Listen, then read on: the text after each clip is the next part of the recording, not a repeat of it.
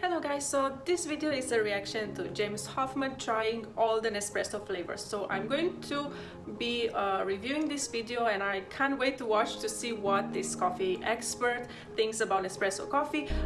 If you are new to my channel, hi, please subscribe and leave a comment. I'm a daily Nespresso coffee drinker and I've recently bought an Nespresso coffee machine and I've been enjoying the coffee. So if you want to see my favorites, make sure you watch this video and let's get started.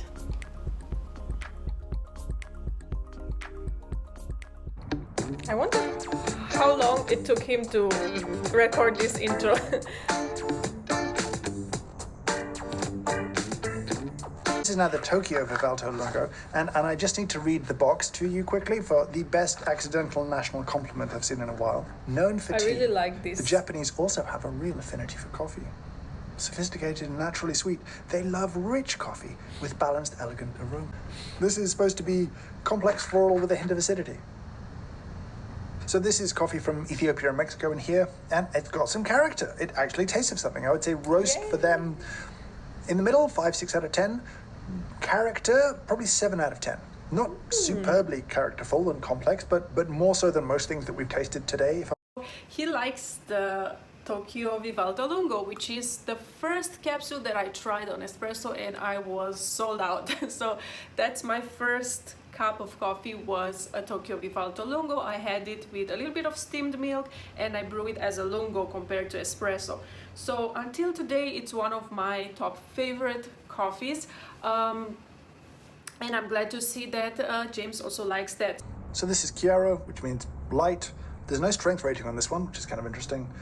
They say it's designed for working with milk, which seems weird for one you would call light. So this is kind of the same level of roast, almost. Like it's not particularly dark, I would say, in the sort of 5 out of 10, maybe even lower. It tastes like the coffees in there are lower altitude, so it's kind of got a heaviness and a total lack of acidity. Very generic coffee taste, so probably like a 2 out of 10.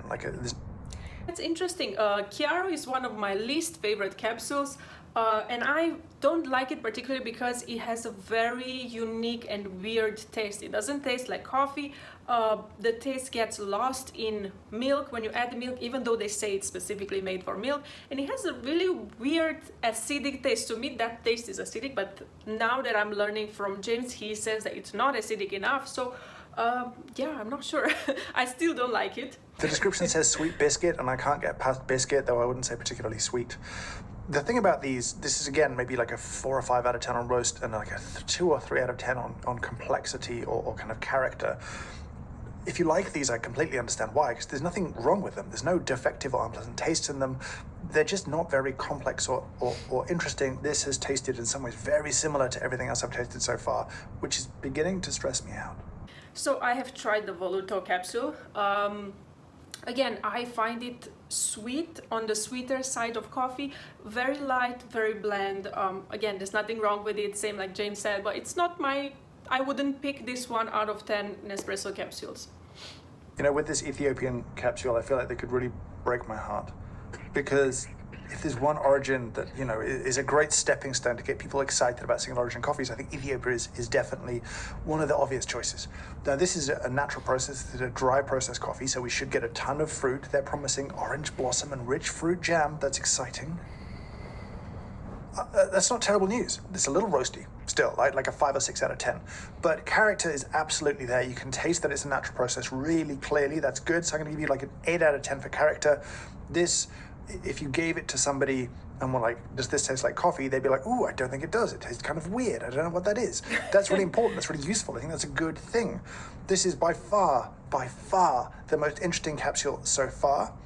It doesn't come close to what Ethiopian coffees are capable of, which still kind of bums me out. So going into this. So that's interesting. I have tried the Ethiopia coffee and honestly, I agree with James. It tastes weird. It doesn't taste like your classic cup of coffee. And it tasted too weak for me. So if I add any milk, I add creamer or anything to the coffee, the taste gets lost. So unless you like to drink black coffee, Americano style coffee, and you like really muted notes and to try something different, yeah, then you will like this Ethiopia. For me, it's not something that I commonly repurchase. Now the next one, I really like the Colombia. Colombian capsule. You should know that I have a slight bias probably towards Colombian coffees. Some of my favorite coffees have been from there. I love the diversity of the country's profiles. You can go from like heavy, rich, chocolatey through to jammy, through to light and bright and almost citrusy. What will they pick as their kind of quintessentially Colombian profile? So there's good and bad here. That's the first time I've thought about acidity in this whole tasting so far. This is the first coffee and I'm like, oh, a little fruit acid. That's kind of nice. It's kind of upfront roast and a little acid behind it, a little fruit in there too. 6 out of 10 for me on the roast level. You know, it's present. It's not dominant, but it's the first thing you notice. This has some character. It made me think about acidity and fruit. Back on the second day and he's trying the Ispirazione Italiana range. This is actually my favorite range of coffee from Nespresso. These are the coffees that I usually have in the morning, and if you watch any of my top Nespresso capsules videos, you'll know that I really like some of these coffees. It's weird that he mentioned that he's going to do them, brew them as a ristretto, which is not normally what majority of people choose to drink at home. This is up first, and interestingly for an espresso that brews that fast, they're suggesting thick body and caramel flavor.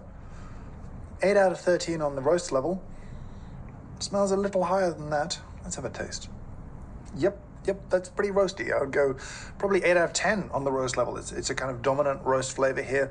They would say caramel. I don't really get much caramel. I feel like they're not really aiming for something characterful here. They're aiming for something actually pretty generically roasty coffee-y, and they are succeeding, but I'd give it like a 3 out of 10 maybe on like character or complexity. It's very simple, it's very linear, it's roasted coffee, pretty dark roasted coffee, and that's kind of it. So next.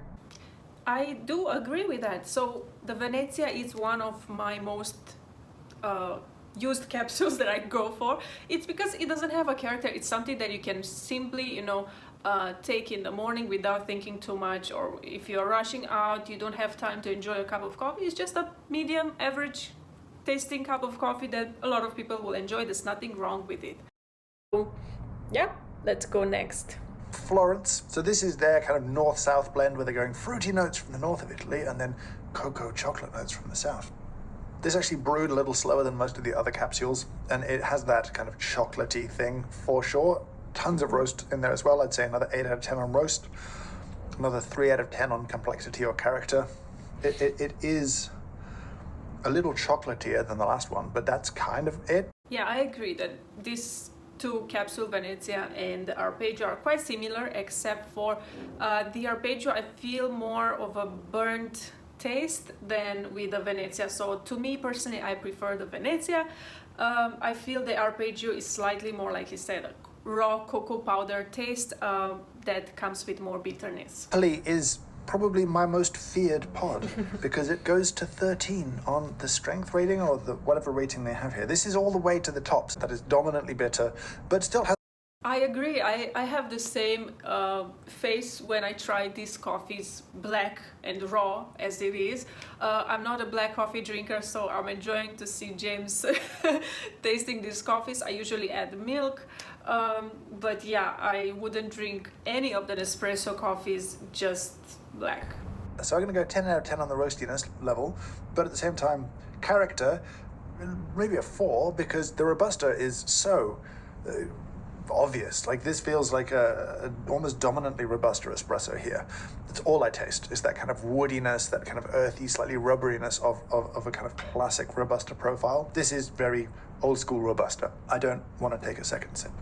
We travel now to Rome, where I'm told to expect finesse, deep flavor, and a spiking of acidity in there, which is a lot of promises. Gonna give it like a 7 out of 10 on the roastiness and maybe a 2 out of 10 on character. That is an incredibly characterless espresso to me, actually. I don't get deep flavor or finesse in there. I get like very linear coffeeness. So the Roma coffee, it's very similar to the Venezia one. So I personally prefer the Venezia to Roma. I feel Roma is just a really average coffee that it won't hurt anyone, but there's no distinct tasting note. There's nothing special about it, but it's a coffee that anyone could just enjoy. So that's why I sometimes recommend it to people. They want it to be. So I'm curious what he's going to say about the Palermo, because that is one of my top 3 capsules that I always drink in the morning. Let's see what he thinks about it. Which the subtext for me is this might hurt you a little bit. And you might like it, you might not. Oh! Oh. That's the one. That's the one. That's my least favorite today. By quite a long way. That is hugely bitter. There is a ton of Robusta flavor in there.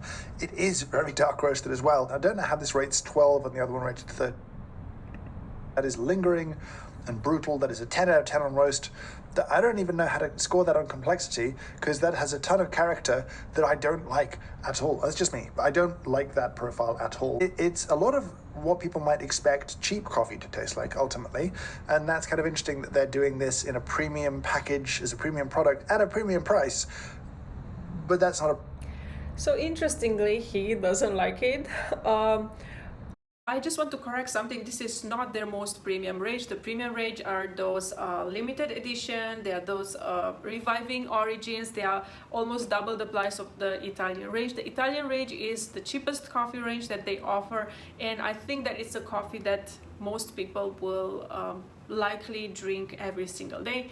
It's definitely not something that coffee connoisseurs like James will like, so I didn't really expect him to fall in love with the Italian range, but I think for me these are my favorite coffees, so I don't get offended. It's just that I think for him he's looking for something else, and I think that the more you try, the more you drink this kind of coffees, they actually grow on you. Last of the cities today is Genova from the north, so we're expecting a lighter roast, and that's what we have. They have a 6 out of 13 on the rating, and our good friend the cereal tasting note is back. That is unexpectedly bitter, kind of harsh. I get where they're going with cereal. I'm going to say a 7 out of 10 on the roastiness scale. It's a little bit cereally. It's not particularly caramelly, not the way that coffee can be caramelly. I'm kind of intrigued by these kind of, showcasing the diversity of Italian espresso by basically doing two different styles. So we move from Italian city inspiration into just apparently drink inspiration. This is the Ristretto capsule, which is kind of a weird movement. I get the Ristretto is an Italian drink, or it's Italian in origin, but thematically bizarre. Interestingly, they're claiming it's sort of dual roasted. They're saying long roasted for kind of body, so a pretty drawn out roasting process, and then short roasted for fruit. Big roast, 9 out of 10, very roasty. Tons of texture, very fluffy actually, not thick and syrupy, but more like fluffy and moussey, and then it's gone. And you're left with like a bitter aftertaste, but it's not like a mouth coating kind of syrupy thing. It's a weird textural experience. I'm going to say 9 out of 10 on the roast level, 2 out of 10 on the complexity level. So another Ristretto pod, but this time decaf. So there's been one hit, one miss in terms of replicating the original flavor on the decaf version so far. Will this be very similar? Do I want them to succeed? I don't know. Well, that's unexpected. I like that more than the caffeinated one. It's got a little acidity to it. It's got a little bit more complexity. That is... So far from the decaf options on Nespresso, I pretty much like them all. I think they're quite straight on point, and I like that they have options for decaf lovers. So far, to summarize this video, he liked the Colombia and the Tokyo Vivalto Lungo, and I believe he liked the Ethiopia. So these were the three of his top favorite. The least favorite were I believe the Napoli, the most strongest one, the Napoli, and my favorite, which is the Palermo. Yeah, he didn't like this, and he also didn't like those Chiaro and really light roasted espresso range, which I also don't really like, and I never recommend those.